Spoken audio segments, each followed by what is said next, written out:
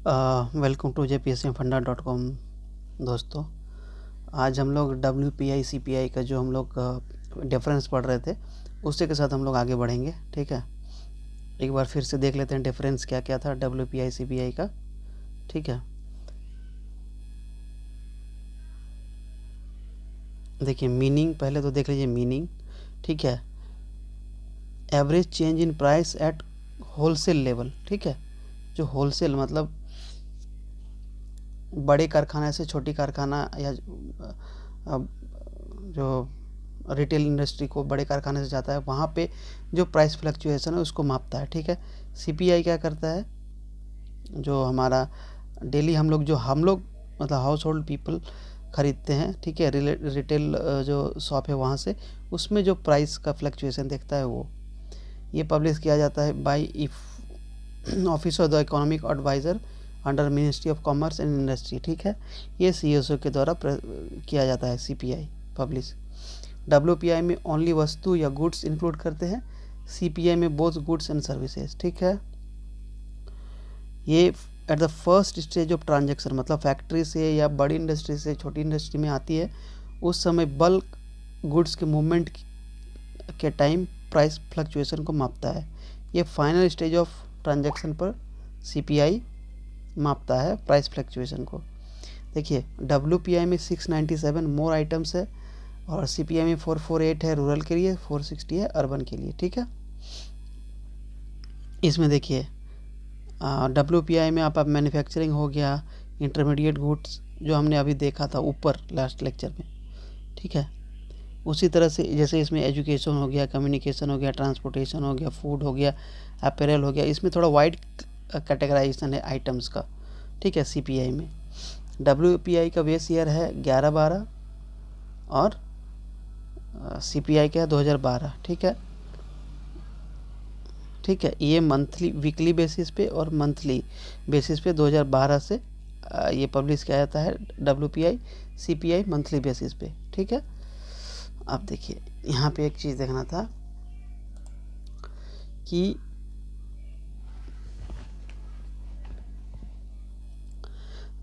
थोड़ा वेटेज का फिर से एक बार देख लेते हैं, जैसे WPI का क्या वेटेज है। ठीक है, फिर बात करेंगे आगे। देखिए WPI का जो वेटेज है प्राइमरी आर्टिकल्स का 117। ठीक है, 117 आइटम्स प्राइमरी आर्टिकल्स मतलब धान गेहूँ ये सब। फ्यूल और पावर का 16 मात्र, इतना कम वेटेज है। ठीक है, और मैन्युफैक्चर्ड प्रोडक्ट का 564 सबसे ज़्यादा है। ठीक है, ये WPI का है। ठीक है, इतना आइटम्स है और देखिए वेटेज भी 117 का 22 है, 16 का 13.15 और 564 मैन्युफैक्चर प्रोडक्ट का सबसे ज़्यादा है। तो जब भी WPI मतलब क्या है, अगर फ्यूल एंड पावर में थोड़ा सा फ्लक्चुएशन होगा तो उतना WPI में इंक्रीज़ नहीं दिखेगा। ठीक है, क्यों? क्योंकि इसका वेटेज कम है, 16 ही आइटम है और 13.15 है। तो इसका जब भी WPI मतलब इस पे अगर प्राइस घटेगा या बढ़ेगा तो उतना अंतर नहीं दिखेगा इस फ्यूल एंड पावर में। बट अगर वहीं मैन्युफैक्चर्ड प्रोडक्ट जैसे ऑटोमोबाइल सेक्टर या इस तरह का कोई चीज़ में दिख गया तो इसमें बहुत ज़्यादा उछाल देखने को मिलेगा कि इन्फ्लेशन ज़्यादा हो गया है। ठीक है, प्राइमरी प्रोडक्ट का भी मॉडरेट दिखेगा। ठीक है, क्योंकि इसका वेटेज देखिए इसके बाद ये पहला है, दूसरा नंबर पे इसका वेटेज है, तीसरा नंबर पे इसका है। तो सबसे ज़्यादा फ्लक्चुएशन इसमें दिखेगा। अगर जो फिनिश जो फैक्ट्री का जो सामान है, कोई भी जितनी भी फैक्ट्रियाँ हैं, मान लीजिए ऑटोमोबाइल सेक्टर, उसमें अगर बहुत ज़्यादा भूचाल देखने को मिलता है, बहुत ज़्यादा प्राइस फ्लक्चुएशन देखने को मिलता है तो वो WPI में रिफ्लेक्ट करेगा। ठीक है, वहीं पे एक चीज़ और देखिए आप, CPI का देखिए, यहाँ फिर से एक देख लेते हैं कंपेयर। जब हम देख रहे थे यहाँ देखिए 64.2 है ना मैन्युफैक्चर्ड आइटम का है देखिए, और 13.2 ये फ्यूल एंड पावर का था। अब जो ऊपर देखे थे, और 22.6 था ये प्राइमरी का।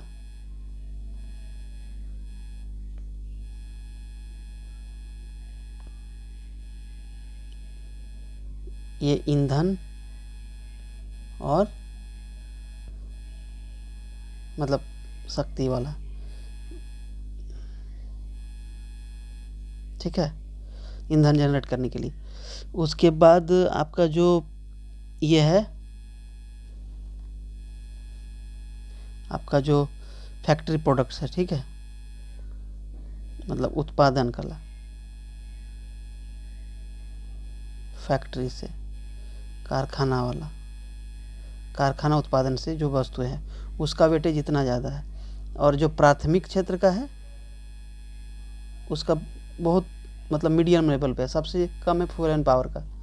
तो अगर मान लीजिए तेल के दाम में उतार चढ़ाव हुआ तो ये कम WPI उतना ना ज़्यादा नहीं दिखेगा आपको उछाल, ठीक है। लेकिन वही यदि प्राइमरी गुड्स धान, आटा, चावल, गेहूँ, प्याज, ये सब में, मछली, तो बहुत ज़्यादा दिखने का। और उससे ज़्यादा दिखेगा मान लीजिए कोलगेट, गाड़ी, बैग, कुछ इस तरह का चीज़, मैन्युफैक्चर्ड आइटम, ठीक है, तो बहुत ज़्यादा दिखने को उछाल मिलेगा।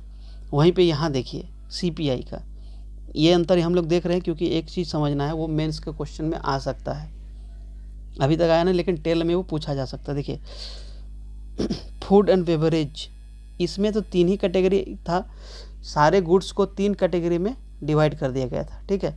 यहाँ देखिए बहुत ज़्यादा कैटेगराइजेशन है, ठीक है।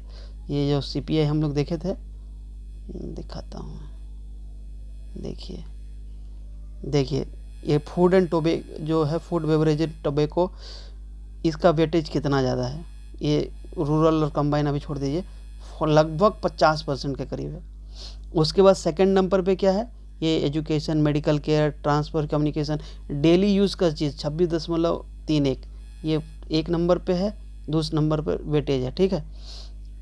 फ्यूल एंड लाइट देखिए यहाँ भी कम है, लेकिन बहुत ज़्यादा ही कम है, वहाँ से भी कम है, इसलिए ये लाइट है। क्लोथिंग, बिडिंग, फुटवेयर, इसका प्राइस देखिए वहाँ पे मैन्युफैक्चर्ड में ये चीज़ था WPI में, यहाँ पे क्या है, यहाँ अलग कैटेगरी दिया गया है, ठीक है। इसलिए क्या होता है, देख लिए अलग अलग वेटेज है, अलग अलग कैटेगरी है। इस दोनों में CPI WPI में देखिए ये है हाउसिंग इसमें था ही नहीं था, ठीक है। अच्छा, WPI में सर्विसेज नहीं होता है, इसमें सर्विसेज होता है, ठीक है। फ्यूल एंड लाइट का और भी कम हो गया, देखिए 6.8, और यहाँ कितना था देखिए 13.2, ठीक है। फूड एंड बेवरेज, ठीक है, ये 45.9% है, यहाँ कितना है, लगभग 22.6, थोड़ा थोड़ा इसमें, ठीक है। अब देखिए इसलिए जब हम लोग CPI वर्सेस WPI निकालते हैं तो दोनों में काफ़ी गैप निकलता है। मान लीजिए कि ये ग्राफ है तो आपको इस तरह से दिखेगा और इतना ज़्यादा गैप दिखेगा, आप कभी भी गूगल करके देखिए। उसका रीज़न 2 ही है, 2 रीज़न।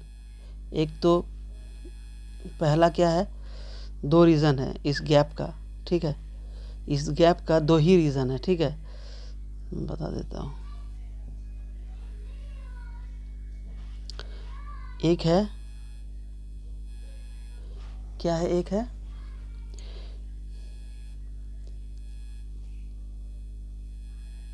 आइटम्स, जो वस्तु है उनका आइटम काउंट्स एंड डाइवर्सिफिकेशन, और दूसरा क्या है, वेटेज, तीसरा क्या है, सर्विसेज, जो WPI में नहीं है। ये तीनों के कारण बहुत ज़्यादा फ्लक्चुएशन देखने को मिलता है, ठीक है। बहुत सारा चीज़ मिसलेनियस में रख दिया गया है, ठीक है। तो मान लीजिए कि आटा, दाल, चावल का बहुत ज़्यादा प्राइमरी प्रोडक्ट्स का प्राइस बहुत ज़्यादा बढ़ा है, तो फट से यहाँ दिख जाएगा WPI में। यहाँ पे क्या है, डाइवर्सिफिकेशन है, ठीक है, कुछ फूड बेवरेज में चला गया, ठीक है, कुछ मिसलेनियस में चला गया, ठीक है, तो यहाँ वो चीज़ नहीं दिखेगा CPI में, ठीक है। उसी तरह से देखिए हाउसिंग, जैसे हाउसिंग रिटेल मतलब रिटेल एंटरप्राइजेज में कुछ चेंजेस उस तरह से आएगा तो फट से CPI में दिख जाएगा, लेकिन यहाँ नहीं दिखेगा WPI में, इसलिए भी गैप होता है, नो हाउसिंग, ठीक है। उसी तरह से मान लीजिए कि कुछ सर्विसेज में, तो सर्विसेज यहाँ नहीं दिखेगा, यहाँ दिखेगा, इसलिए ये गैप होता है। ठीक है, तो ये चीज़ मेंस में आएगा लिखने के लिए। तो कैसे लिखना है, पहले दोनों को चार्ट आपको बना देना है, WPI CPI। ठीक है, कहाँ कहाँ डील करता है, सर्विसेज इंक्लूड करता है, बल्क ट्रांजेक्शन को डील करता है कौन, WPI, ये रिटेल ट्रांजेक्शन में। तो स्टेज का जब ट्रांजेक्शन है फैक्ट्री से लेके रिटेलर तक, तो सिर्फ WPI काउंट होगा, लेकिन जैसे कंज्यूमर के पास जाएगा तो ये CPI भी काउंट होगा। तो जैसे स्टेज ऑफ ट्रांजेक्शन बढ़ा तो महंगाई ज़्यादा दिखेगा आपका। ठीक है, क्योंकि एक स्टेज, 2 स्टेज, 3 स्टेज में यहाँ चला गया, यहाँ 2 स्टेज पे। ठीक है, यहाँ पे सर्विसेज नहीं है, CPI में सर्विसेज है। ठीक है,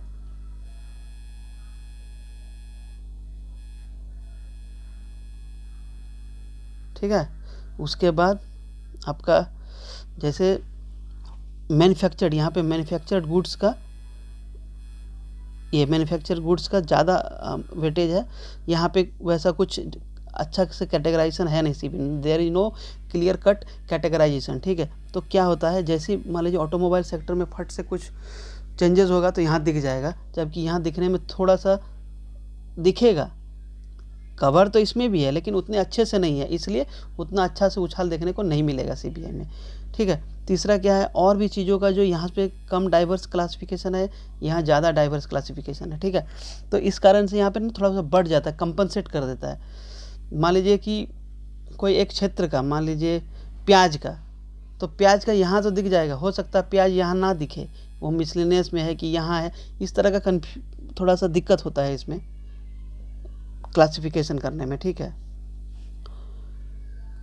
तो ये 2-3 चीज़ के कारण, item counts and diversification, weightage और सर्विसेज, ये 3 चीज़ के कारण हमको गैप देखने को मिलता है। ठीक है, अब हम लोग देखते हैं इंडेक्स ऑफ इंडस्ट्रियल प्रोडक्शन। ठीक है, औद्योगिक उत्पाद का सूचकांक। ये क्या होता है कि देखिए 8 जो कोर सेक्टर है मेरा, और 8 कोर सेक्टर के प्राइस में फ्लक्चुएशन को मेजर करता है। ठीक है, इसको भी बेस ईयर 2011-12 में मापा जाता है।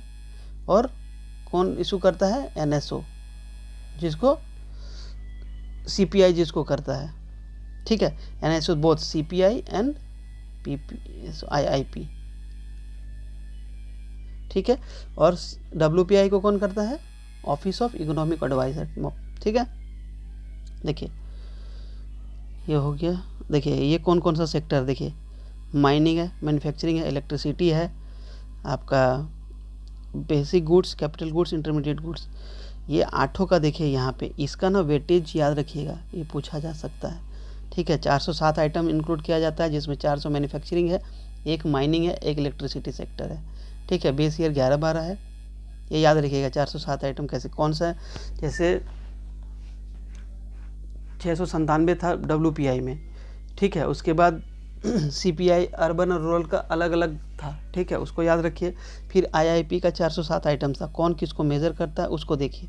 देखिए यहाँ पे लिख दिया गया है, IIP index of industrial production, उत्पादन औद्योगिक उत्पादन का सूचकांक, एक संकेतक है जो किसी निश्चित अवधि के दौरान, ठीक है, औद्योगिक उत्पादों के उत्पादन की मात्रा में परिवर्तन को मापता है। कहने का मतलब जैसे ही प्रोडक्शन हुआ तो सिर्फ इंडस्ट्रियल सेक्टर में जो प्रोडक्शन हुआ है, ठीक है, उसके चलते जो फ्लक्चुएशन हुआ है प्राइस में, बढ़ा है घटा है, उसमें इन्फ्लेशन को मापता है। ठीक है, जिसमें 407 आइटम है, 405 आपका जो मैन्युफैक्चर सेक्टर है, ठीक है, 1 माइनिंग का, खनन का, 1 बिजली क्षेत्र, 11-12 इसका बेस ईयर है। ठीक, अभी देखिए 8 कोर सेक्टर है ना, सिर्फ 8 कोर सेक्टर में, इसमें 407 जो आइटम है उसमें से 8 का ही वेटेज 40.27 है। जैसे फूड देखे थे ना, WPI फूड प्राइस इंडेक्स, ठीक है, WPI जो फूड प्राइस इंडेक्स था वो 24.38 के करीब था। ठीक है, दिखाता हूँ मैं आपको, देखिए 24 खाद्य सूचकांक तो 24.38। तो उसी तरह से यहाँ पे सिर्फ हम लोग, गवर्नमेंट क्या चाहती है कि हम देखें कि भाई इंडस्ट्रियल सेक्टर में क्या दिक्कत है, कितना महंगाई बढ़ रहा है, क्या है। ठीक है, तो अब देखिए, इसलिए गवर्नमेंट ने क्या किया है, 407 आइटम इंक्लूड किया है, जिसमें से सबसे ज़्यादा जो ट्रेडिंग या जो एनएसओ है उसके हिसाब से जो मोस्ट वोलाटाइल सेक्टर से 8 वो इस तरह का है, ठीक है। रिफाइनरी प्रोडक्ट सबसे ज़्यादा वेटेज है, फिर इलेक्ट्रिसिटी है, फिर स्टील है, फिर कोल है, क्रूड ऑयल है, एन है, सी है, एफ है। इसको याद ऐसे कर लीजिए, इसको याद करना चाहिए, ठीक है। वो पूछ देगा कि भाई किसका वेटेज ज़्यादा है, बढ़ते से घटते क्रम में बताइए, ठीक है। देखिए RES CCN CF ऐसे करके याद कर लीजिए, ठीक है। RES रेस CCN CF, ठीक है। इस तरह से याद कर लीजिए, देख लीजिए, ठीक, याद कर लीजिए, पक्का से याद कर लीजिए, याद हो जाएगा, ठीक है। एग्जाम के समय याद हो भी जाता है। अब देखिए क्या सिग्निफिकेंस है, क्यों ऐसा IIP को इंक्लूड किया गया है। It is use by government, इसका उपयोग नीति निर्माण उद्देश्यों के लिए वित्त मंत्रालय, भारतीय रिजर्व बैंक आदि सहित सरकारी एजेंसियों द्वारा किया जाता है। इसका उपयोग जो है ministry of finance, reserve bank of India, ठीक है, द्वारा किया जाता है पॉलिसी मेकिंग के लिए, ठीक है। उसके बाद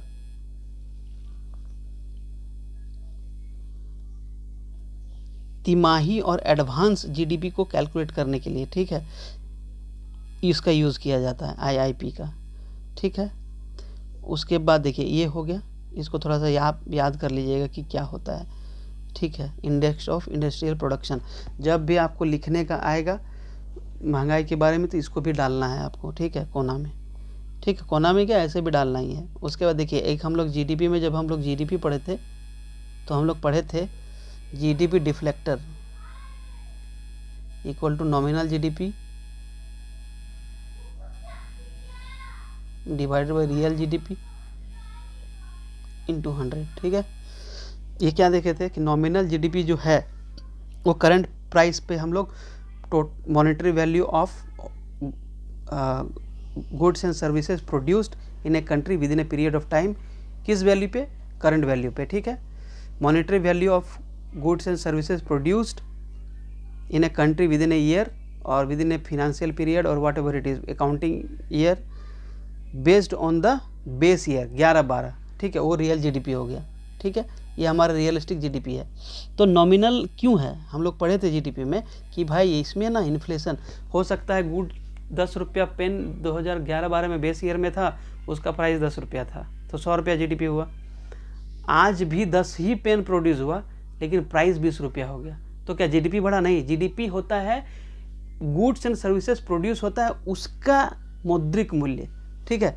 तो ये क्या होता है, इन्फ्लेशन इसमें 20 रुपया जब हो गया पेन का प्राइस 10 से, इसका मतलब क्या 10 रुपया यहाँ पे महंगाई है या और भी चीज़ें हैं, तो इसलिए इसको डिवाइड करके GDP डिफ्लेक्टर निकालते हैं, ठीक है।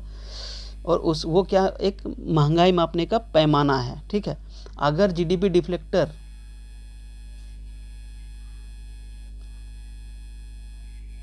ग्रेटर देन 1 है, इसका मतलब बहुत महंगाई है, ठीक है। देखिए इसका मतलब GDP डिफ्लेक्टर भी एक तरह से, जैसे WPI CPI है वैसे GDP डिफ्लेक्टर भी एक तरह का महंगा मापने का साधन है।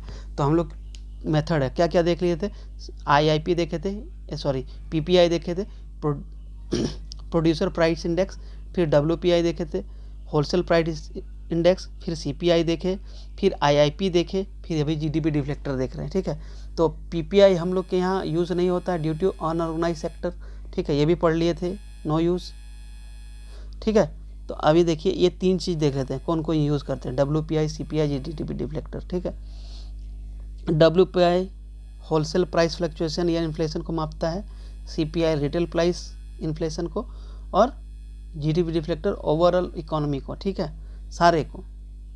इंक्लूड्स रिप्रेजेंटेटिव और लिस्ट ऑफ, इसमें क्या होता है कि एक अच्छे 697 आइटम्स हमने देखा था, ये है different 3 sector, primary, fuel and power और आपका मैन्युफैक्चर गुड्स, ये तीनों को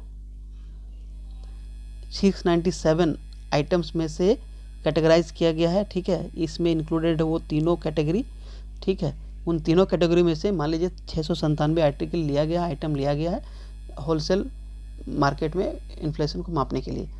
जहाँ की सीपीआई में क्या किया जाता है, rural, urban, combined, labour, agriculture labour, इस तरह करके आपका इंडस्ट्रियल वर्कर, एग्रीकल्चरल लेबर, सारे चीज़ को मापा जाता है, ठीक है। तो और उसमें 400 कुछ करके है आपका दो, रूरल और अर्बन में, तो इससे कम है आर्टिकल, बट इसमें डाइवर्सिफिकेशन ज़्यादा होता है क्लासिफिकेशन का, जैसे हम लोग देखे थे यहाँ पे, देखिए ये देखिए ये सीपीआई, ठीक है। यहाँ देखिए 3 ही कैटेगरी है, यहाँ ज़्यादा कैटेगरी बना के रखे हैं, कम आइटम है बट कैटेगरी ज़्यादा है, डब्ल्यूपीआई में ज़्यादा है कैटेगरी कम है, ठीक है। और इसमें क्या होता है, only domestically produce goods and services, यहाँ पे सिर्फ गुड्स था, यहाँ गुड्स एंड सर्विसेज वस्तु और सेवा दोनों था, इसमें भी दोनों है, ठीक है। इसको कौन पब्लिश करता है भाई, डब्ल्यूपीआई को ऑफिस ऑफ इकोनॉमिक एडवाइजर, रट जाइए इसको दोनों का एनएसओ। इसका बेस ईयर कितना है, इसका बेस ईयर कितना है 11-12, इसका भी 11-12, ठीक है। मंथली प्रकाशित होता है, ये भी मंथली प्रकाशित होता है। ये कब होता है, जब जीडीपी का डाटा आएगा तब, ठीक है। अब देखिए एक चीज़, हम ये पहले का हम देखे थे, अभी का आप लोग खुद सर्च करके एनालाइज करने की कोशिश कीजिए, अपने आप को रिलेट कीजिए कि हमने क्या पढ़ा और कैसे कैसे ग्राफ देख सकते हैं। देखिए सारा ग्राफ नहीं, लेकिन कहीं कहीं इसेंशियल होगा, मेंस एग्जाम में आपको बनाना ही पड़ेगा, ठीक है। देख लेते हैं 12-13 में देखिए 10.1 था महंगाई, ठीक है। सीपीआई का बात कर रहे हैं, ठीक है। आरबीआई सीपीआई को टारगेट करती है, ठीक है।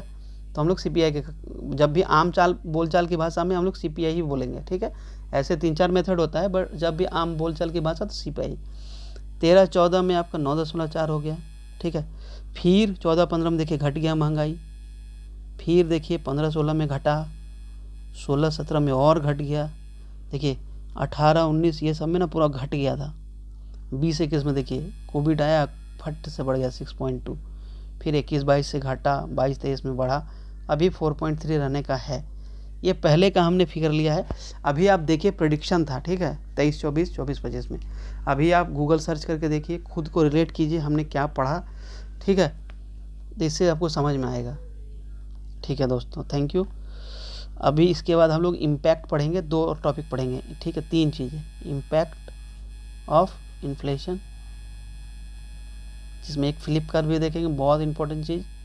फिर देखिए जब इकोनॉमिक्स पढ़ रहे हैं तो 1-2 चीज़ आना चाहिए, ठीक है। अभी आप इम्पैक्ट जब पढ़ेंगे उसमें फ्लिप कर्व एक बना दीजिएगा तो नंबर ज़्यादा मिलेगा आपको, ठीक है। बहुत आसान सा चीज़ है। अनएम्प्लॉयमेंट और इन्फ्लेशन का रिलेशन को दिखाता है फ्लिप कर्व, ठीक है। उसके बाद हम लोग देखेंगे इसका पॉजिटिव और नेगेटिव इम्पैक्ट, ठीक है। उसके बाद हम लोग देखेंगे आपका मेजर्स टू कंट्रोल इन्फ्लेशन। इसमें 2 आ जाएगा, मॉनेटरी मेजर्स, मॉनेटरी पॉलिसी, और एक फिजिकल पॉलिसी। माने गवर्नमेंट क्या लेती है इन्फ्लेशन को कंट्रोल करने के लिए, और आरबीआई क्या लेती है। आरबीआई इसको टारगेट करती है सीपीआई +-2%, 6, ठीक है। ये हो गया। उसके बाद हम लोग देखेंगे ड्रॉबैक और लूप होल्स, या जब भी बोल लीजिए कि lack in measurement of measuring inflation in India. जो इंडिसेस है वो परफेक्ट नहीं है, तो कल को ये भी पूछा सकता है कि इन्फ्लेशन क्या है, इसका मेज़र करने का तरीका क्या है, और क्या फ्लॉज हैं, उसको रिमूव करने के लिए कि आप क्या सजेस्ट करते हैं। तो ये 3 क्वेश्चन हम लोग मेंस के लिए देखेंगे, ठीक है। ये दोनों टॉपिक होने के बाद, ये टॉपिक होने के बाद हम लोग देखेंगे आपका वो 3 लॉन्ग क्वेश्चन, ठीक है। मेरा जो है सो थोड़ा सा क्या होता है कि थोड़ा लंबा चला जा रहा है, लेकिन देखिए इकोनॉमिक्स है ना, ऐसा ही सब्जेक्ट है भाई, इकोनॉमिक्स साइंस, ठीक है। देखिएगा हिस्ट्री में हम एक लेक्चर में सारा चीज़ ख़त्म हो जाएगा, एक क्वेश्चन।